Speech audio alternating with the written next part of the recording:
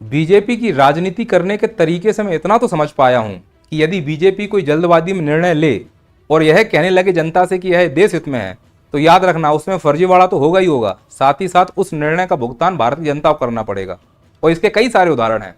2016 में नोटबंदी हुई, इस निर्णय का भुगतान भारत की जनता ने एटीएम की लाइन में लगकर किया, लोग मर गए।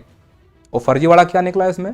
उत्तर प्रदेश का चुनाव जीतना था, पूरी देश की अर्थव्यवस्था डुबो दी इन्होंने। ठीक ऐसे ही कोरोना आया।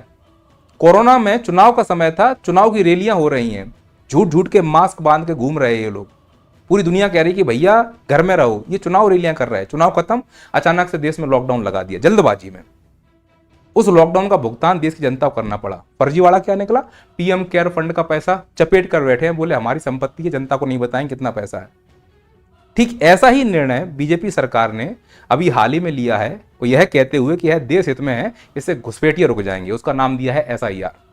15 साल से सरकार में है, चुनाव आयोग भी बैठा हुआ है। 3 साल की ये प्रोसेस को 2 महीने में करना चाहते हैं। 4 नवंबर शुरू हुआ, दिसंबर में खत्म हो जाएगा। 2 चरणों में होना है। फिलहाल 12 राज्यों में शुरू हो रहा है, जिसमें मध्य प्रदेश भी शामिल है।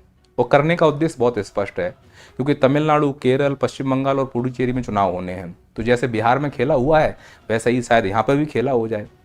तो जैसे नोटबंदी में फर्जीवाड़ा हुआ, जैसे पीएम केयर फंड में फर्जीवाड़ा हुआ, मुझे डर है कि एसआईआर में भी वैसा फर्जीवाड़ा हो सकता है।